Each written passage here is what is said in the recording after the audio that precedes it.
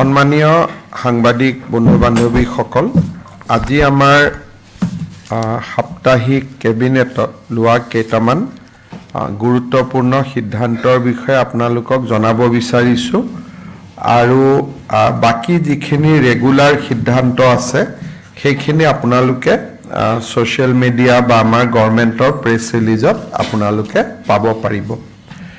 আজি আমি Assam medical college আৰু হস্পিটাল ডিব্ৰুগড়ত তেওঁলোকৰ অধ্যাপক অধ্যাপিকা grade 3 grade 4 principal vice principal medical superintendent আৰু ল'ৰা ছোৱালীৰ কাৰণে ষ্টুডেণ্টৰ কাৰণে হোষ্টেল আৰু নাৰ্ছৰ কাৰণে হোষ্টেল কমিউনিটি হল এই গোটেইবিলাক সংলগ্ন কৰি এটা বৃহৎ প্ৰকল্পৰ অনুমোদন কেবিনেটে দিছে, য'ত নেকি 357 কোটি টকা ব্যয় কৰা হ'ব।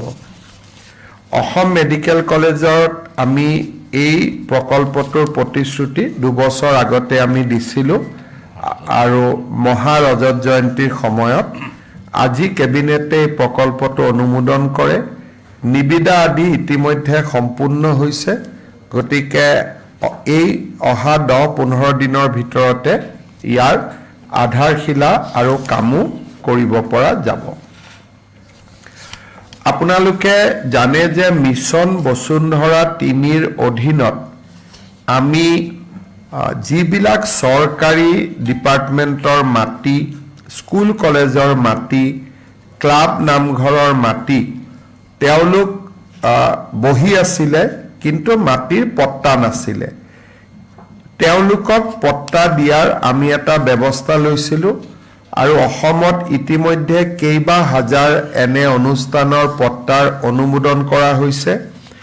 আজিও কেবিনেটে প্ৰায় 4,000তকৈও অধিক অনুষ্ঠানৰ পট্টা আজি আমি দিয়াৰ বাবে অনুমোদন জনাওঁ আৰু ইয়াৰ ভিতৰত এনেকুৱা লোক আছে, এনেকুৱা অনুষ্ঠান আছে হয়তো কাবাৰ বয়স 200 বছৰ কাবাৰ 300 বছৰ আজিলৈকে মাটিৰ পট্টা পোৱা নাছিলে। এই পট্টাসমূহ আজি অনুমোদিত হৈছে।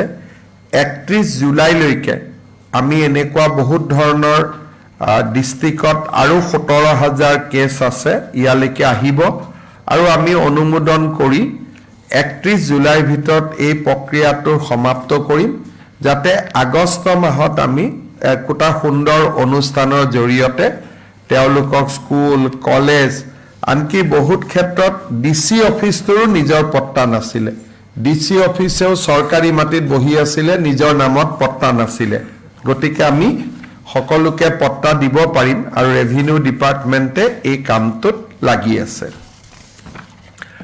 কেইদিনমান আগতে লখিমপুৰত উচ্ছেদৰ সময়ত শ্ৰী দীনেশ বুঢ়াগোহাঁই আৰু ঠিক তেনেকুৱা 11টা পৰিয়ালক আমি লখিমপুৰ ৰেভিনিউ চাৰ্কুলৰ পৰা ভিজিআৰ মাটিত থকাৰ কাৰণে উচ্ছেদ কৰিবলগীয়া হৈছিল।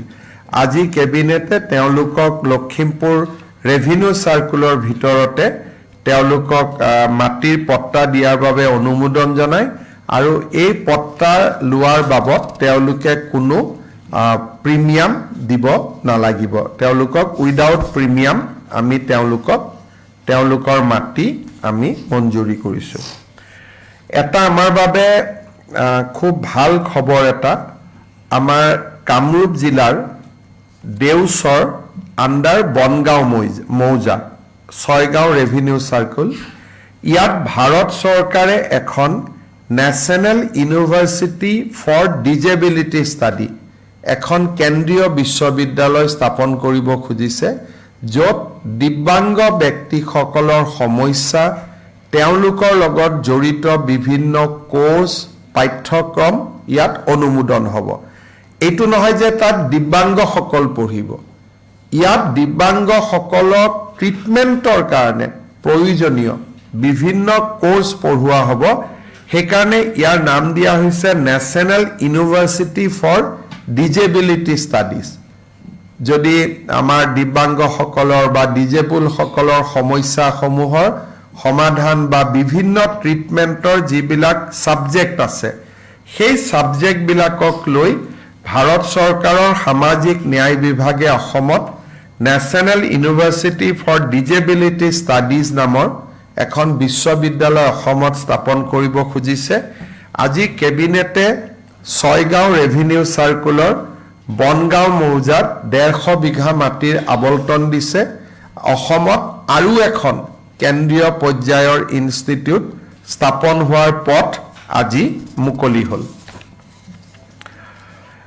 আজি আমাৰ কেবিনেটত এটা আমি বাজেটত কোৱাৰ দৰে এটা নতুন সিদ্ধান্ত এটা আমি ল'লোঁ। সেইটো হ'ল oil India limited, IOC, Medanta এওঁলোকে যেতিয়া অইল এক্সপ্ল'ৰ কৰে বা তেল আহৰণ কৰে তেওঁলোকক সৰু ৰিগ এটা খান্দিব অকণমান মাটি লাগে। কিন্তু আগত প্ৰৱণতা আছিল যে বহুত ডাঙৰ বিঘা মাটি একুৱায়াৰ কৰি লোৱা হয় আৰু যদি তেল তাতে নাপায় মাটিটো খেতিয়কৰ পৰাও গ'ল, চৰকাৰেও মাটিটো নাচায়, এক প্ৰকাৰ মাটিটোত কোন বহি যায় ঠিক নাই। এতিয়াৰ পৰা আমি কৈছোঁ যে তেল আহৰণৰ কাৰণে আপোনালোকে ভূমি অধিগ্ৰহণ কৰিব নালাগে। যিমান জেগাত ৰিগটো বহুৱাব লাগে মালিকৰ লগত ডাইৰেক্টলি কথা পাতি লওক। চৰকাৰ ইয়াত তেতিয়া সোমাব যেতিয়া মালিক আৰু আপোনালোকৰ কথা বতৰা ফেইল হ'ব। আদাৰৱাইজ মালিক আৰু আপোনালোকে মিলি মাটিৰ মালিক অইল ইণ্ডিয়া, মাটিৰ মালিক ONGC প্ৰত্যক্ষভাৱে কৰি লওক। আৰু আজি আমি কৈছোঁ যে লেণ্ড ৰিক্লাছিফিকেশ্যনো কৰিব নালাগে।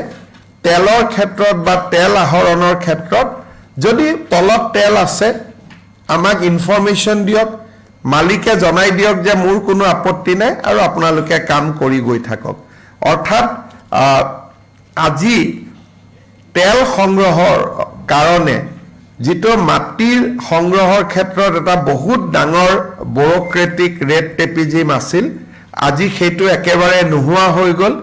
এতিয়া ভূমিৰ মালিক আৰু অইল ইণ্ডিয়া দুয়োটাই প্ৰত্যক্ষভাৱে নিজৰ ভিতৰত কথা পাতি তেওঁলোকে কাম চেছ কৰিব পাৰিব। ইয়াত DC, ADCৰ আৰু কোনো প্ৰয়োজন নাই। গভৰ্ণমেণ্টৰ প্ৰিমিয়ামটো তেওঁলোকে খালি জমা দি দিলে হ'ল। ইয়াৰ ফলত খুব কম মাটিতে কামখিনি হৈ যাব আৰু DC, SB, ADC, land acquisition এই প্ৰক্ৰিয়াবিলাক নাথাকিলে মানুহে খুব সাধাৰণভাৱে এই কামবিলাক কৰিব পাৰিব। গতিকে আজি আমি সিদ্ধান্ত লৈছোঁ। কিন্তু ক'ৰবাত যদি তেল আছে, মাটিৰ মালিকৰ লগত অইল ইণ্ডিয়াৰ সমস্যা হৈয়ে আছে, সমাধান হোৱা নাই, লাষ্টতহে DC সোমাব। আজি কেবিনেটত আমি চাহ উদ্যোগৰ 200 বছৰ চিলেব্ৰেশ্যন যিটো আমি পালন কৰি আছোঁ সেই সংক্ৰান্তত অসমৰ 7 লাখ চাহ শ্ৰমিকক প্ৰতিগৰাকী চাহ শ্ৰমিককে 5,000 টকাকৈ দিয়াৰ বাবে এটা সিদ্ধান্ত লয়। আৰু ইয়াত শ্ৰমিকৰ লগত চাহ বাগানত কাম কৰা কৰ্মচাৰীসকলেও ইয়াত এই 5,000 টকাৰ এককালীন সাহায্য পাব 200 বছৰ চাহ উদ্যোগৰ কৃতজ্ঞতা হিচাপে। আৰু ইয়াৰ বাবে কেবিনেটে 342 কোটি টকা অনুমোদন কৰে। আৰু আপোনালোকে জানে যে স্কিমটোৰ নাম আমি দিছিলোঁ এটিকলি দুটিপাত। এই আঁচনিটোৰ বাবে প্ৰয়োজনীয় 342 কোটি টকা আজি আমাৰ ৰাজ্য চৰকাৰে মঞ্জুৰ কৰে। এডভান্টেজ অসমৰ সময়ত মেদান্ত হস্পিটালে অসমত এখন চিকিৎসালয় স্থাপনৰ বাবে বুজাবুজিৰ চুক্তিত স্বাক্ষৰ কৰিছিল। আজি কেবিনেটে তেওঁলোকৰ যিটো ইনভেষ্টমেণ্ট প্ৰপ'জেল আছিল 800 crores 800 কোটি টকা তেওঁলোকে গুৱাহাটীত ব্যয় কৰিব। আজি কেবিনেটে সৰুসজাই ষ্টেডিয়ামৰ ঠিক লগতে থকা চৰকাৰী ভূমি আমি মেদান্ত হস্পিটালৰ কাৰণে আবণ্টন কৰাৰ সিদ্ধান্ত লৈছোঁ। আৰু তেওঁলোকে এটা নতুন ছিষ্টেম আনিব খুজিছে। সন্মুখত মেদান্ত হস্পিটাল থাকিব, লগত 100খন প্ৰসূতি আৰু শিশুৰ হস্পিটাল থাকিব আৰু লগতে এখন 5 ষ্টাৰো বহাব যাতে বাহিৰৰ পৰা মেডিকেল টুৰিজিমৰ কাৰণে যদি বাহিৰা ৰাজ্যৰ পৰা কোনোবা আহে যাতে 5 ষ্টাৰখনতে তেওঁলোকে থাকিব পাৰিব আৰু ট্ৰিটমেণ্ট ল'ব পাৰিব এইটো এটা অসমত মেডিকেল টুৰিজিম প্ৰতিষ্ঠাৰ কাৰণে ডাঙৰ এটা সিদ্ধান্ত লেমন ট্ৰি হোটেল বুলি যিখন আছে সেইখন তেওঁলোকে লগত লৈ আহিব 500 বেডেড হস্পিটাল হ'ব 100 বেডেড মাতৃ আৰু প্ৰসূতিৰ হস্পিটাল হ'ব আৰু লগতে লেমন ট্ৰি এখন তেওঁলোকে হোটেল স্থাপন কৰিব আৰু টোটেল 2700 স্থানীয় নিযুক্তি হ'ব It will pave way for 2,700 employment. এই গোটেই তেওঁলোকৰ লগত আজি আমি ইনভেষ্টমেণ্ট যিখন আমাৰ উদ্যোগ বিভাগে এম্পাৱাৰ্ড কমিটিৰ জৰিয়তে কৰে সেই ইনচেন্টিভ লেণ্ড এলটমেণ্ট এই গোটেইখিনি আজি আমি মঞ্জুৰি দিওঁ এতিয়া তেওঁলোকে নিজৰ কাম আৰম্ভ কৰিব পাৰিব আমাৰ অসমত আপোনালোকে জানে যে 3টা পাৱাৰ ডিপাৰ্টমেণ্টৰ কৰ্পোৰেশ্যন আছে Assam power distribution company Assam electricity grid corporation আৰু আসাম পাৱাৰ জেনেৰেশ্যন কৰ্পোৰেশ্যন লগতে চৰকাৰে বিভিন্ন জায়গাত আদৰ্শ বিদ্যালয় স্থাপন কৰি আছিল এই গোটেইখিনি কৰ্মচাৰীক এখেতসকল যদিও চৰকাৰী কৰ্মচাৰী নহয় কৰ্পোৰেশ্যনৰ কৰ্মচাৰী লগত আদৰ্শ বিদ্যালয়ৰ শিক্ষকসকল 60 ইয়াৰ্ছলৈকে কন্ট্ৰেকচুৱেল কাম কৰে কিন্তু তেওঁলোককো আজি আমি ৰাজ্য চৰকাৰৰ মেডিকেল ট্ৰিটমেণ্টৰ যিটো স্কিম লোকসেৱা আৰোগ্য যোজনা ইয়াত আমি ইনক্লুড কৰাৰ কাৰণে সিদ্ধান্ত লৈছো ইয়াৰ ফলত এই কৰ্মচাৰীসকলেও ৰাজ্য চৰকাৰৰ কৰ্মচাৰীৰ দৰে মেডিকেল ৰিইম্বাৰ্সমেন্ট পাবলৈ সক্ষম হ'ব তেওঁলোকৰ এটা বহুদিনীয়া দাবী আছিল এতিয়া 3টা পাৱাৰ কৰ্পোৰেশ্যন আৰু আদৰ্শ বিদ্যালয় যিটো আমাৰ CBSE স্কুল চলাই হিদিনাখন মই মেডিকেল কলেজত লগ পাইছিলো আপোনালোক আছিল তেওঁলোকৰ এটা দাবী আছিল আজি আমি সেই দাবীটো মঞ্জুৰ কৰিছো যে চৰকাৰী কৰ্মচাৰীৰ দৰে তেওঁলোকে এতিয়া লোকসেৱা আৰোগ্য যোজনাৰ সুবিধা ল'ব পাৰিব শেষত আজি কেবিনেটত আমি অসমত উদ্ভৱ হোৱা খৰাং সদৃশ পৰিৱেশৰ বিষয়েও আলোচনা কৰোঁ আৰু আমাৰ ইণ্ডিয়ান মেটালজিক্যাল যিটো ডেটা হয় বা গ্ৰাউণ্ড ৱাটাৰ কমিশ্যনৰ যিটো ডাটা সেই ডাটা অনুসৰি যিকেইখন জিলাত নৰ্মেলতকৈ কম বৰষুণ হৈছে সেই জিলাকেইখনত আমি খৰাং সদৃশ পৰিৱেশ সৃষ্টি হোৱা বুলি আমি জাননী দিব লাগিব আজি কেবিনেটে এই ক্ষেত্ৰত আমাক ইন প্ৰিন্সিপল অনুমোদন দিয়ে এতিয়া ৰেভিনিউ ডিপাৰ্টমেণ্টে যিকেইখন জিলাত খৰাং পৰিৱেশ সৃষ্টি হৈছে সেইকেইখন জিলাত ড্ৰট লাইক সিচুৱেশ্যন ডিক্লেয়াৰ কৰিব পাৰিব আৰু তেতিয়া আমি ৰাইজক কিছু ক্ষতিগ্ৰস্ত কৃষকক সহায় কৰিব পাৰিম আজি কেবিনেটে ৰেভিনিউ ডিপাৰ্টমেণ্টক এই ক্ষেত্ৰত অথৰিটি প্ৰদান কৰে আজি জিলাৰ নাম আহিছে আমাৰ কোকৰাঝাৰ বৰপেটা ধুবুৰী ৱেষ্টাৰ্ণ অসমৰ 5খন জিলা পশ্চিম অসমৰ 5খন জিলা আৰু তাতে আমাৰ ৰেইনফল ডেফিচিট 40% আছে এনে 20% ডেফিচিট হলে নৰ্মেল বুলি কোৱা যায় কিন্তু এতিয়া তাতে 40% ডেফিচিট হৈছে বাক্সা বৰপেটা ধুবুৰী বঙাইগাঁও এই জিলাকেইখনত ৰেইনফল 40% ডেফিচিট হৈছে আৰু চৰাইদেউ যোৰহাট শিৱসাগৰত হোৱা নাই কিন্তু ডিব্ৰুগড় তিনচুকীয়াতো ৰেইনফল ডেফিচিট আছে এবাৰ ধানৰ খেতি অলপ এইকেইখন জিলাত বেয়া হোৱাৰ সম্ভাৱনা আছে যদিহে বৰষুণ জুলাই আগষ্ট মাহত বৰষুণ নিদিয়ে কিবা যদি আপোনালোকৰ প্ৰশ্ন আছে কৰিব পাৰে ডিক্লেৰেশ্যন পিছত স্যাৰ ফসল বীমা যোজনাৰ এটো পাব নেকি যদি বীমা কৰা আছে কিমান কৃষকে ফসল বীমা কৰিছিলে গভৰ্ণমেণ্টে ড্ৰপ ডিক্লেয়াৰ কৰি দিয়াৰ লগে লগে মানুহে বীমা ক্লেইম কৰিব পাৰিব কিন্তু ডিপেণ্ড কৰিব তাৰ কিমান কৃষকে ফসল বীমা কৰিছিল এই গোটেইখিনি ৰেভিনিউ ডিপাৰ্টমেণ্টে ডিটেইলছ কৰি তেওঁলোকে নটিফিকেশ্যন জাৰি কৰিব যদি আপোনালোকৰ কিবা সুধিব আছে সুধিব পাৰে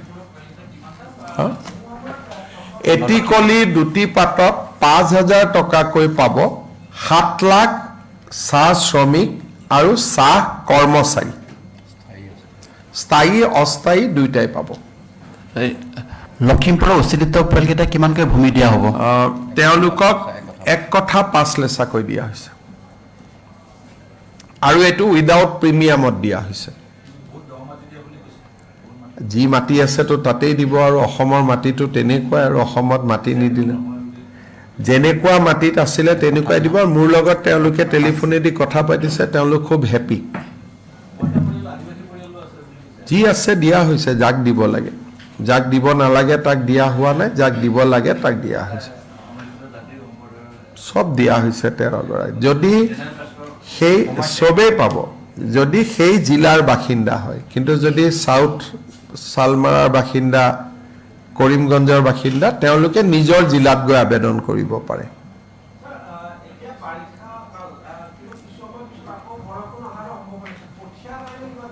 আমি সেই কাৰণে আজি কেবিনেটত গোটেই দিশটো আলোচনা হৈছে সিড আছে বিনা 1 বিনা 2 গতিকে আজিকালি কঠিয়া নকৰাকৈ অকল ধান সিঁচিও কৰিব পাৰি গতিকে গোটেই কথাবোৰ আমি খৰাং বতৰ সদৃশ পৰিবেশ ডিক্লেয়াৰ কৰাৰ লগে লগে কৃষি বিভাগ ৰেভিনিউ ডিপাৰ্টমেণ্টে এই ক্ষেত্ৰত নামি পৰিব আজি আমি প্ৰথম যেটো তেওঁলোকক প্ৰয়োজন আছিলে যে আমাক ড্ৰট হোৱা বুলি ক'ব লাগে আজি আমি সেই সিদ্ধান্তটো ললো এতিয়া ৰেভিনিউ ডিপাৰ্টমেণ্ট আৰু এগ্ৰিকালচাৰ ডিপাৰ্টমেণ্টে তেওঁলোকৰ কৃষকসকলক সকাহ দিয়াৰ কামত আগবাঢ়ি যাব পাৰিব স্যাৰ বৰষুণৰ অভাৱৰ বাবে চাহৰ উদ্যোগতো যথেষ্ট প্ৰভাৱ পৰিছে এতিয়ালৈকে এই মাহলৈকে টি প্ৰডাকশ্যন যোৱাবাৰতকৈ বেছি আছে এই মুহূৰ্তলৈকে কিন্তু যদি জুন জুলাই আগষ্ট বৰষুণ নপৰে বা ছেপ্টেম্বৰটো বৰষুণ নপৰে তেতিয়া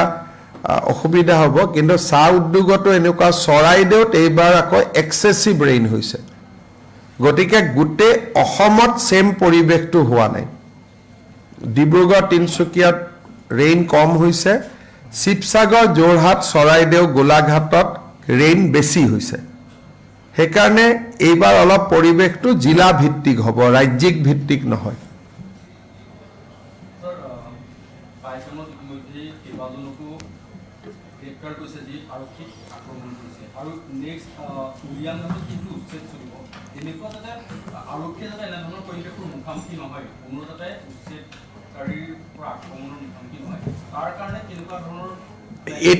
এইটোৰ ক্ষেত্ৰত আপোনালোকে কংগ্ৰেছক ৰিকুৱেষ্ট কৰিব লাগিব আমিতো ভাবো পৰিৱেশ নহয় কিন্তু এটা উত্তেজিত কৰিব বা নকৰিব তাৰ ওপৰতো আমি আগতীয়াকৈ একো ক'ব নোৱাৰো কালি যদি ৰাহুল গান্ধীয়ে এইবোৰ কৰি নগ'লহেঁতেন তেতিয়াহ'লে সবটো ঘৰা ঘৰি গৈছিলে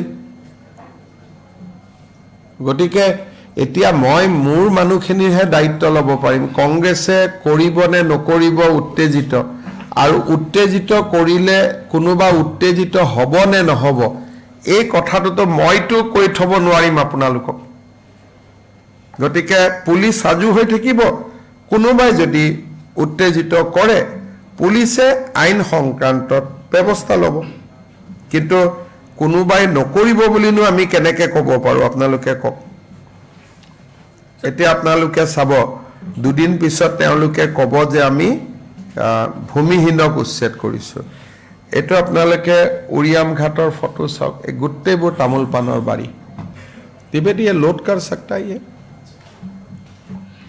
थोड़ा सा मनोज इसको लोड करके दिखा दो अपना लोग के इमान विशाल खेती कतो ने देखिब আৰু মানুহতকৈ মাটি একো একোজনে উৰিয়াম ঘাটত মাটি দখল কৰি থৈছে 500 বিঘা 300 বিঘা ये है आपका पास वीडियो है सर लगा दीजिए ना 500 বিঘা মাটি কম মাটি কেনেকে সম্ভৱ হ'ল এতিয়া কি ক'ম এতিয়া আমি আগত অসমত এনেকুৱা এটা পৰিৱেশ আছিলে কোনেও আপোনালোকেও আজিলৈকে দেখুওৱা নাই পলিটিচিয়ানেও কোৱা নাই ডিচিয়েও কোৱা নাই এতিয়া ক'ব লাগিব যে অসমৰ মানুহে চাৰেণ্ডাৰ কৰি বহি আছিলে বহুত মানুহে যি কৰে কৰক বুলি If we talk about the Paikan violence that took place yesterday, it seems to be pre-planned as they came and thronged into the school.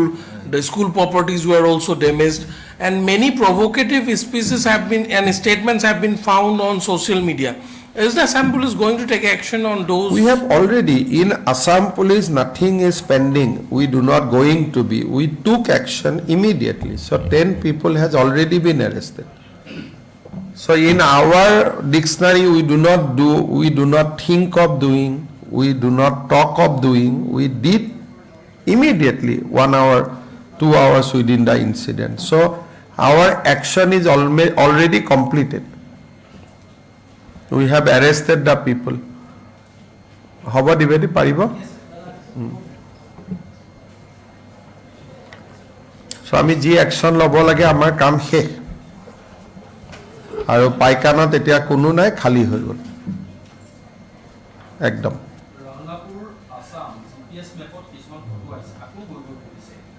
যাবগৈ আজি চক যেতিয়া এই আজি যিখিনি তাত লখিমপুৰত মানুহ ওলাইছে মণিপুৰৰ পৰাও আহিছে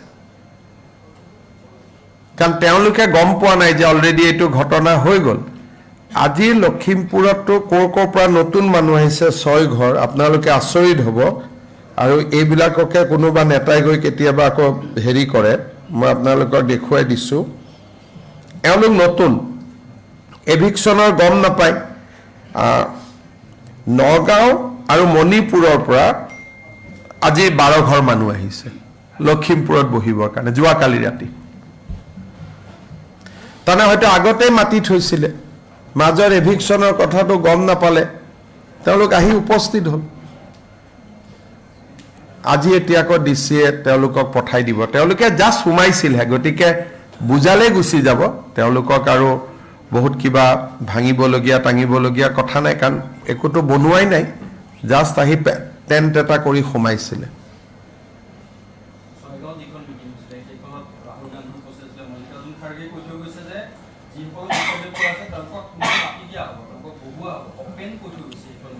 সেইকাৰণে ক'লো সেইখনৰ কাৰণে গণ্ডগোল হৈ গ'ল আৰু আপোনালোককো ৰাতিপুৱাই লৈ গ'ল গধূলিলৈকে বাছেদি লৈ গ'ল বাছেদি থৈ আহিলে ৰুমৰ ভিতৰত সোমাই থাকিলে কোনেও লগো নকৰিলে মই সেইটোও কণ্ডেম কৰিছোঁ লগত আমাৰ 18 গৰাকী সাংবাদিকক তেওঁলোকে ৰাতিপুৱাই গুৱাহাটীৰ পৰা লৈ গ'ল যে ৰাহুল গান্ধীয়ে ইণ্টাৰভিউ দিব সাংবাদিকসকল ৰাতিপুৱাই গ'ল যোৱাৰ পিছত মিটিঙৰ পিছফালে তেওঁলোকক জেলত থোৱাৰ দৰে বন্ধ কৰি থলে আৰু বন্ধ কৰি থৈ পেলাই ওলাব নিদিলে দিনত ভাতটো খাব নাপালে আৰু গধূলি 7টা বজাত তেওঁলোকক ঘূৰাই লৈ আহিলে আৰু যি কেইগৰাকীক তেওঁলোকে নিনিয়া কেইগৰাকীয়ে মিটিংটো কাভাৰ কৰিব পাৰিলে আৰু অন টাইম ঘূৰি আহিলে আৰু সাংবাদিকসকলৰ কাৰণে মই নাজানো তেওঁলোকৰ কি চিন্তাধাৰা বিজেপি এইটো কৰিলেতো প্ৰেছ ক্লাবত মিটিং হৈ গ'লেতেন সেইকাৰণে প্ৰেছ ক্লাবক ময়ে ৰিকুৱেষ্ট কৰিম কাৰণ আমাৰ অসমত তেওঁলোকে কংগ্ৰেছে 18 গৰাকীকৈ সাংবাদিকক পানী টানি পাইছে নাই মোৰ সেইটো ডাউট আছিলে মই ভুল কৈছো নেকি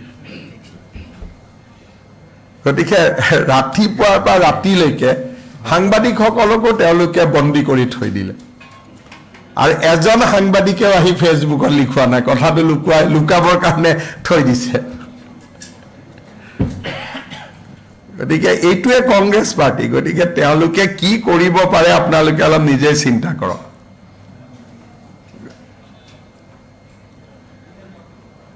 গতিকে 18 জনক লৈ গৈ ৰাতিপুৱাৰ পৰা গধূলি গোটেই কিন্তু মানিব লাগিব এজনেও আহি ফেচবুকত লিখা নাই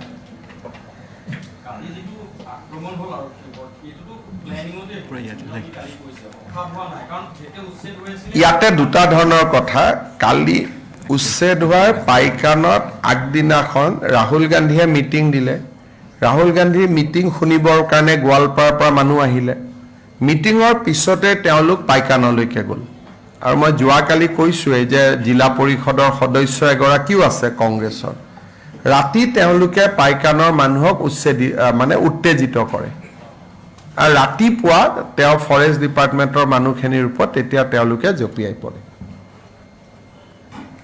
গতিকে এইটো প্ৰি প্লেন মানে আগদিনাখনৰ প্লেন সেইকাৰণে অসম পুলিচে চাই আছে যে ৰাহুল গান্ধী আৰু খাৰ্গেৰ প্ৰভোকেটিভ ভাষণৰ ইয়াত ইম্পেক্ট আছিল নেকি থাকিলে আমি তেওঁলোককো মাতিব লাগিব পিছত কাৰণ আফটাৰ অল এজন মানুহৰ মৃত্যু হৈছে আৰু এজন মানুহো খুব সংকটজনক অৱস্থাত আছে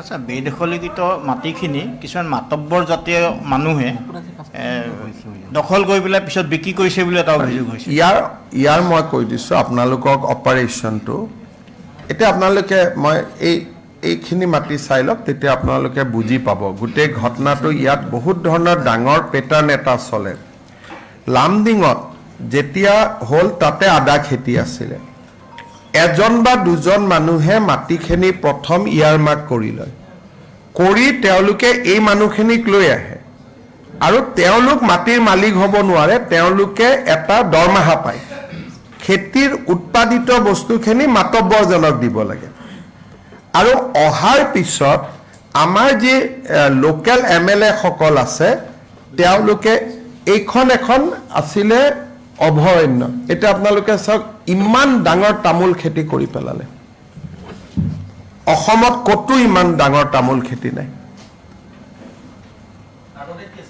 গছ গছনি হাল চেগুন অৰণ্য আছিলে অৰণ্যখন কাটি তাত মানুহ আছে মাত্ৰ 500 ঘৰ মানুহ বহুত নাই কিন্তু মাটি পুৰা ফৰেষ্টখন তেওঁলোকে লৈ লৈছে আপোনালোকে চাওক যে তাতে কোনো দুখীয়াৰ কোনো চিনেই নাই যে মানুহক লেণ্ডলেছ মানুহ তেওঁলোকে কয় গৰাখহনীয়াৰ কাৰণে গৈছো ইয়াত কোনো গৰাখহনীয়াৰ সম্পৰ্ক নাই আপোনালোকে চাওক কি ধৰণে আমাৰ অসমীয়া মানুহ আজি কাৰো হাতত ইমান মাটি নাই উৰিয়াম ঘাট লাহৰী ঘাট আৰু ঢিঙৰ আপোনালোকে চাওক এনেকুৱা তামোলৰ বাৰী ক'ৰবাত দেখিছে মানে অৰ্থনীতিটো কেনেকে দখল কৰি লৈছে আপোনালোকে নিজে চাওক আৰু গোটেইখন তামোলৰ বাৰী হাজাৰ হাজাৰ বিঘা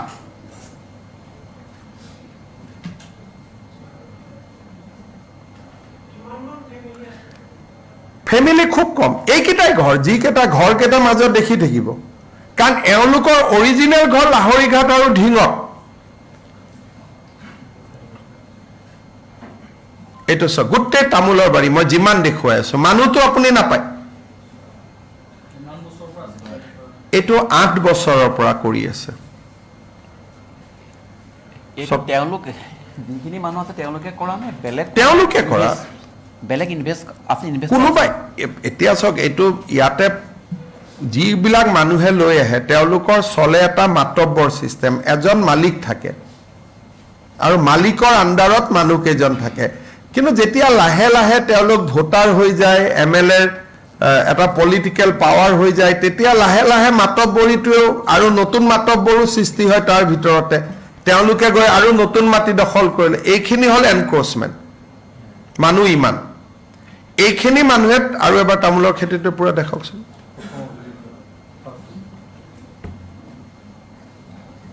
এইটো ইয়াৰ পৰা চাওক আপোনালোকে থাকিবৰ কাৰণে মাটিটো ব্যৱহাৰ কৰা নাই যিটো আমাক ইম্প্ৰেশ্যন দিয়ে গৰাখহনীয়াত খেদা মানুহ উপায় নাপাই গৈ আছে সেইটোৰ লগত ইয়াৰ কোনো সম্পৰ্ক নাই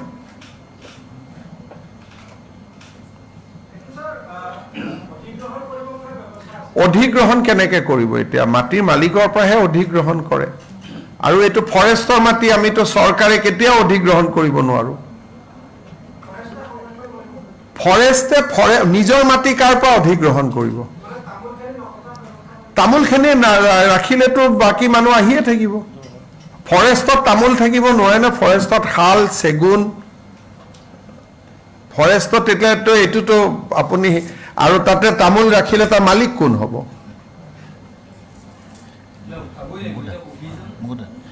হৈ যাব। কিছুমান মই ক'লো না প্ৰক্ৰিয়া আছে। এই গোটেইবোৰ গছ আছিলে, তাতে গ'লে এতিয়াও শাল গছ দেখিব, শাল গছৰ মূৰাটো দেখিব, চেগুন গছ দেখিব, ঠিক ফৰেষ্ট আছিলে। এতিয়া কোন অসমীয়া মানুহৰ হাতত ইমান মাটি আছে? লগা দি চক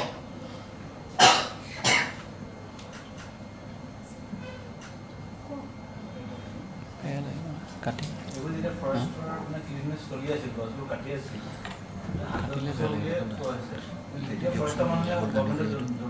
জনালেতো এইটো অৱস্থা নহয়ে, বা জনালেও জনোৱা মানুহবিলাক কোন সেইটোও চাব লাগিব। মোক কোৱা মতে 3জন ৰেঞ্জাৰ আছিলে, তেওঁলোকো সেই তেনেকুৱাই আছিলে বুলি কৈ আছে। মই একশ্যনটোতো ল'মেই, সেইকাৰণেতো মই মুখ্যমন্ত্ৰী হৈছোঁ। সেইটো আপোনালোকক দেখুৱাইছোঁ কি? আগত কোনোবা মুখ্যমন্ত্ৰীয়ে দেখুৱাইছিলে নেকি? মইতো দেখুৱাইছোঁ আপোনালোক আহিব এভিকশ্যনৰ দিনা, আমি একশ্যনো ল'ম, আপোনালোকে একশ্যনো দেখা পাব। কনচাৰ্ণ অফিচাৰ কেইজনকো লৈ দিম, কি আছে, সেইটোৰ লগত কোনো কথা নাই। কথাটো হ'ল যে অসমৰ পৰিৱেশটো এনেকুৱা, আৰু এনেকুৱা টোটেল মাটিটো মই কৈছোঁৱেই যে লাখ লাখ বিঘা মাটি, এইবিলাকতো একোটা সৰু উদাহৰণে। কৰিমগঞ্জ হাইলাকান্দিৰ ফালে গ'লেতো পাগল হৈ যাব আপোনালোক, ইয়াত চব কাটি ৰাবাৰ লগাই দিছে। গছবিলাক কাটি ওপৰৰ পৰা ড্ৰোনত সেউজীয়াই দেখি থাকি মানুহে ভাবে ফৰেষ্টেই চলি আছে। যেতিয়া 5,000 10,000 ভোট হৈ যায়, তেতিয়া লোকেল পলিটিচিয়ানবিলাকে ইলেক্ট্ৰিচিটিও লগাই দিয়ে, স্কুলো বনাই দিয়ে, চব কৰি দিয়ে, অংগনবাদীও লগাই দিয়ে। যেতিয়ালৈকে 200-100 থাকে তেতিয়ালৈকে একো নাপায়। যেতিয়া 5,000 বা 10,000 ভোট হৈ যায়, আজি জালুকবাৰীতে যদি 10,000 ভোট হৈ যায়, মইনো কি কৰিম? মই এইটোৱে মনত ভাবি থাকোঁ যে মোৰ জেগাত এভিকশ্যন হ'ব নালাগে, বেলেগত য'ত হওক। গতিকে যিহেতু তেওঁলোকে ভোটাধিকাৰটোও পাই যায়,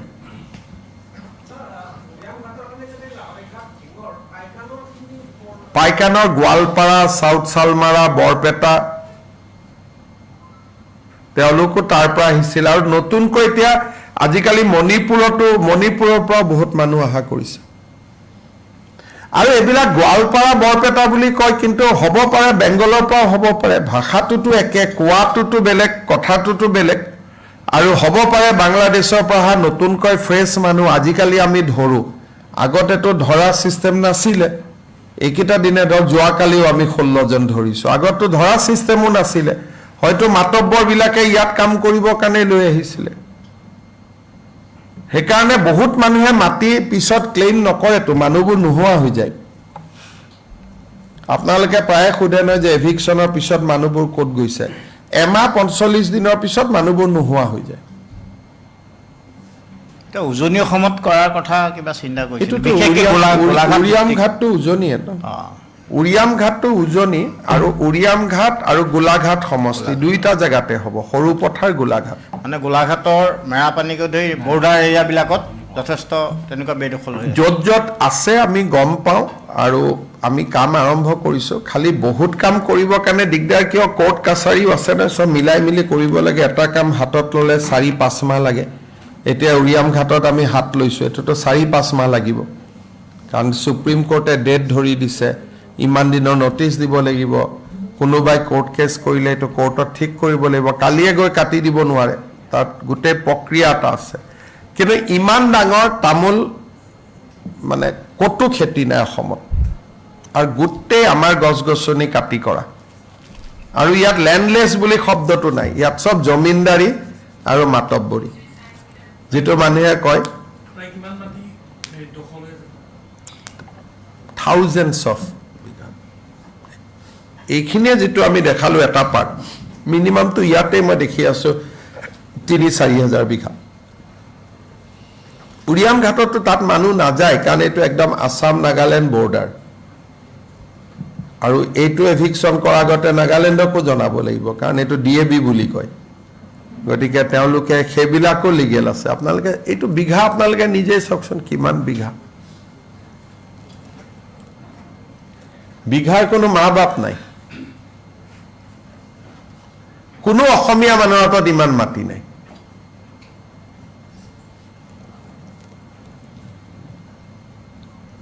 দেখিলেতো 4-5 হাজাৰ বিঘা যেন নালাগে জানো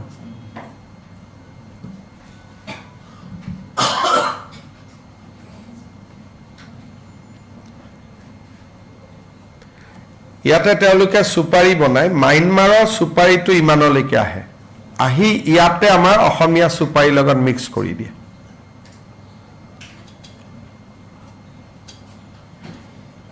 আৰু বহুত পইচা আছে যিবিলাক মালিক CM sir, one political question. The former Chief Minister of Chhattisgarh, his son has been arrested by ED in a money laundering case. Sir, how do you see this, sir?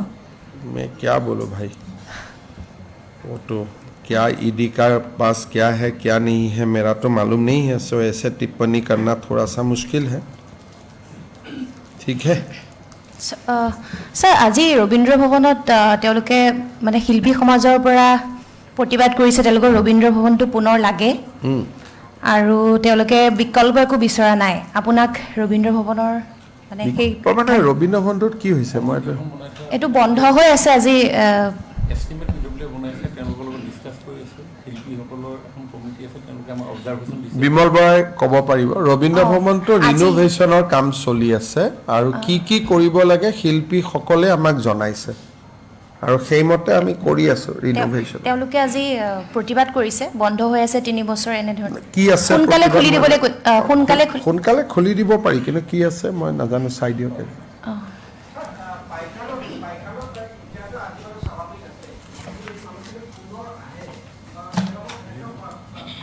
আৰু নাহে আৰু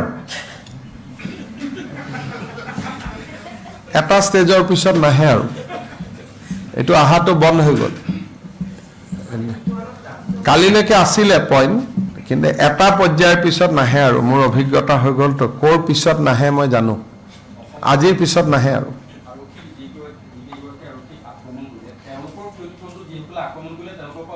আমি হৈ যাব আমি তেওঁলোক গ'লেই হ'ল আৰু আজি এতিয়া মুঠতে আৰু কোনো নাহে আৰু সেইটো চেপ্টাৰ শেষ এতিয়া কান্দিলেও নাহেগৈ আৰু কোনো আৰু কান্দা কেইজনো এতিয়া নাযায় আৰু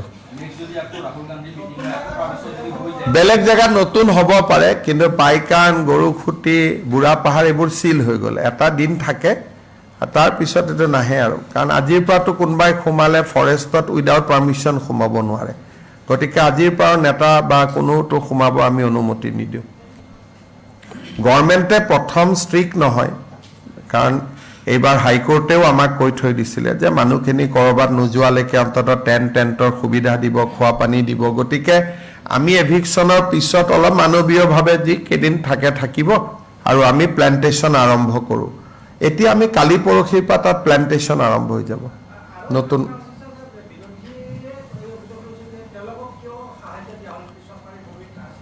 কাক সাহায্য দিয়া হৈছে তেওঁলোকক যাক 50,000 টকা দিয়া হৈছে তো হাইকোৰ্টৰ নিৰ্দেশ আছে আমাৰ সংসদত যিখন কংগ্ৰেছে এক পাছ কৰিছিলে তাত লিখা আছে যে কিছুমান মানুহ যোনে 20-25 বছৰ ধৰি এটা জেগাত আছে তেওঁলোকক যদি চৰকাৰে উচ্ছেদ কৰে তেতিয়াহ'লে তেওঁলোকক সাময়িকভাৱে চলিবৰ কাৰণে টকা এটা দিব লাগিব সেইকাৰণে আমি যিখিনি বহুত আৰু ফৰেষ্টৰ পৰা হ'লে নালাগে অকল খাস মাটি হ'লে লাগে যিহেতু সাপৰত এটা প্ৰজেক্টৰ কাৰণে মাটিটো লোৱা হৈছে সেইটো কাৰণে এইখিনি পাব কিন্তু যদি প্ৰজেক্ট নহয় খালি উচ্ছেদ কৰিব লাগে তাত ফৰেষ্ট হ'ব বা ভিজিআৰ পিজিআৰ হিচাপে ৰাখিব তেতিয়া একো দিব নালাগে গতিকে যি ধৰণে আইন প্ৰণয়ন কৰা হৈছে চৰকাৰেতো আইন মানিব লাগিব নহয় গতিকে এইটো আইনত লিখা কথাখিনিয়ে চৰকাৰে মানে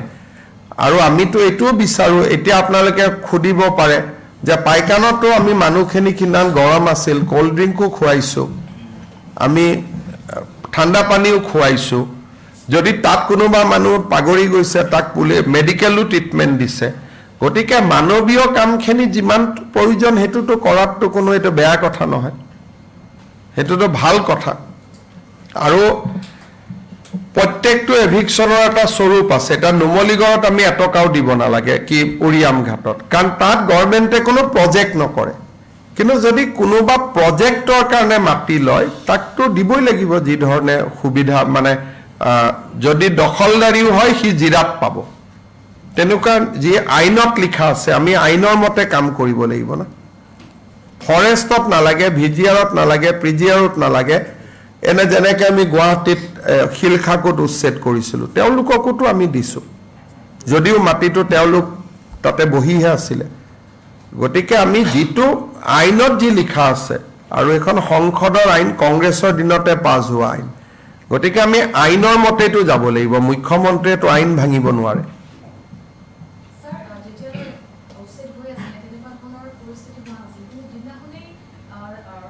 তো আহিছে বিৰোধী তাৰপিছতেই যোৱাকালিতো এই বিষয়ে মই কৈছোঁৱেই, আৰু ভাল কৰি কৈছোঁৱেই যে ৰাহুল গান্ধী যদি সিদিনাখন নাহিলহেঁতেন তেতিয়াহ'লে ফায়াৰিঙো নহ'লহেঁতেন, গুলীকাণ্ডও নহ'লহেঁতেন, আৰু মানুহখিনিও লাহে লাহে গ'লহেঁতেন।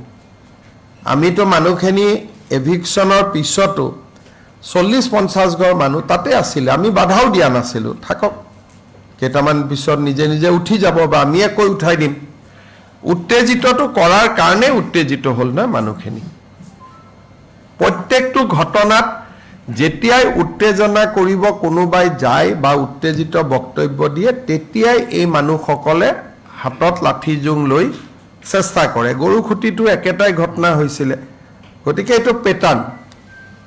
যেনেকৈ বুঢ়া চাপৰিত যেতিয়া এভিকশ্যন হৈছিলে, আমাৰ কংগ্ৰেছৰ বিধায়ক এজনে গৈ উত্তেজিত কৰিলে, তেতিয়া পিছদিনাখন মানুহখিনিক লাঠি জোং লৈ খেদি আহিলে।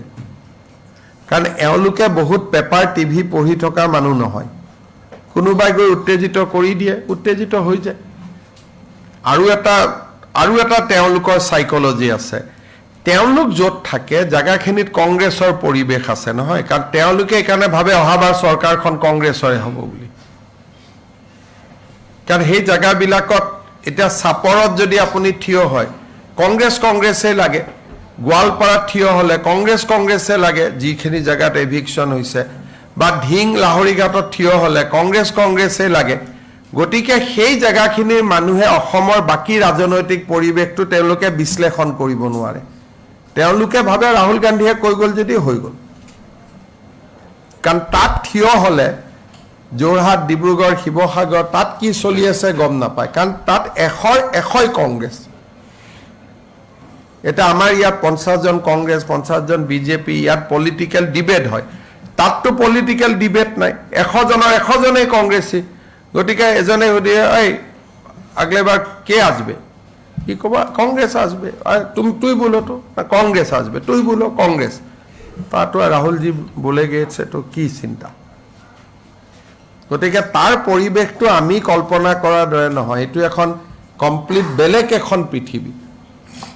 আপুনি ধিং লাহৰীঘাটত যেতিয়া থিয় হ'ব, দলগাঁৱত থিয় হ'ব, ধুবুৰীত থিয় হ'ব, 100জনেই ক'ব অহাবাৰ কংগ্ৰেছ আহিব বুলি।